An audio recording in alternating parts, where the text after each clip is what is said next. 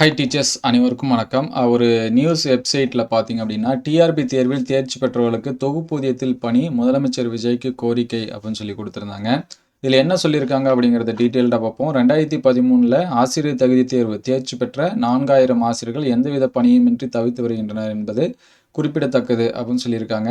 மேலும் பார்த்தீங்கன்னா, ஆசிரியர் தகுதி தேர்வு தேர்ச்சி பெற்றவர்களுக்கு தொகுப்பூதியத்தில் பணி வழங்க நடவடிக்கை எடுக்க வேண்டும் என்று முதலமைச்சர் விஜய்க்கு கோரிக்கை விடுக்கப்பட்டுள்ளது அப்படின்னு சொல்லியிருக்காங்க.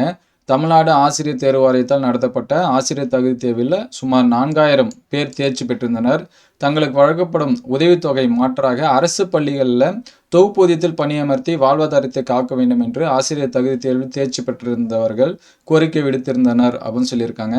குறிப்பாக பார்த்தீங்க அப்படின்னா 2013ஆம் ஆண்டு நடந்த ஆசிரியர் தகுதி தேர்வில் தேர்ச்சி பெற்றவர்கள் தொகுப்பூதிய பணிகளுக்காக காத்து கிடந்துள்ளனர் அப்படின்னு சொல்லியிருக்காங்க. அவ்வப்போது போராட்டத்தையும் நடத்தி வருகின்றனர். அந்த வகையில் தமிழ்நாட்டின் தமிழக வெற்றி கழகத்தின் அரசு அமைந்தவுடன் மின்சாரத்துறை அமைச்சர் சிடிஆர் நிர்மல்குமார் மற்றும் தாவக எம்எல்களை நேரில் சந்தித்து வாழ்த்துக்களையும் தங்களது கோரிக்கைகளையும் தெரிவித்துள்ளனர் அப்படின்னு இருக்காங்க.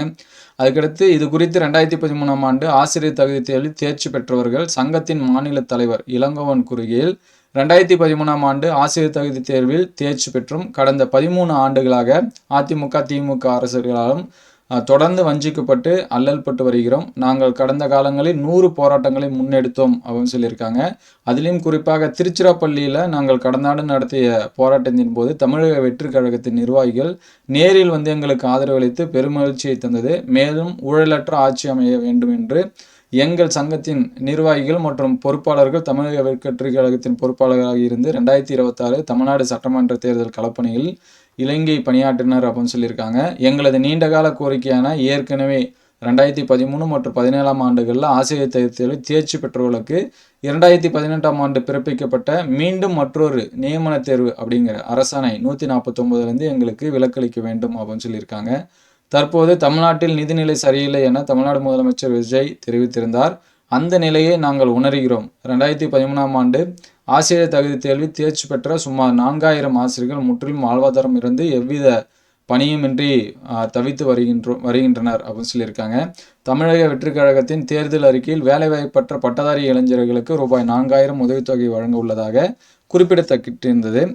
தகுதி பெற்றும் முற்றிலும் வாழ்வாதாரம் இருந்து தவிக்கும் எங்களுக்கு உதவித்தொகை வேண்டாம். மாறுதலாக அரசு பள்ளிகளில் தகுதி தேர்வு தேர்ச்சி பெற்ற எங்களை தொகுப்பூதியத்தில் பணியமர்த்தி வாழ்வாதாரத்தை காத்திட வேண்டும் அப்படின்னு சொல்லியிருக்காங்க. எங்களது கோரிக்கைகளை தமிழ்நாடு முதலமைச்சர் ஜோசப் விஜய் உடனடியாக தலையிட்டு எங்களது நீண்டகால போராட்டத்திற்கு முற்றுப்புள்ளி வைக்க வேண்டும் என்று கோரிக்கை வைத்துள்ளனர் அப்படின்னு சொல்லி கொடுத்துருக்காங்க. ஸோ இது அடுத்த கட்டத்துக்கு எந்த அளவுக்கு போகும் அப்படின்னு சொல்லிட்டு தெரியல. ஸோ இதை பற்றின அடுத்தடுத்த அப்டேட்டட் நியூஸ் வந்துச்சு அப்படின்னா உடனே அப்டேட் பண்ணுவோம். நிறைய பேர் எதிர்பார்த்துட்டு இருக்காங்க எதனாச்சும் ஒரு மாற்று வழி வருமா அப்படின்னு சொல்லிட்டு. ஸோ அடுத்தடுத்த அப்டேட்டட் நியூஸ் வந்துச்சு அப்படின்னா உடனே அப்டேட் பண்ணுவோம். Thank you all.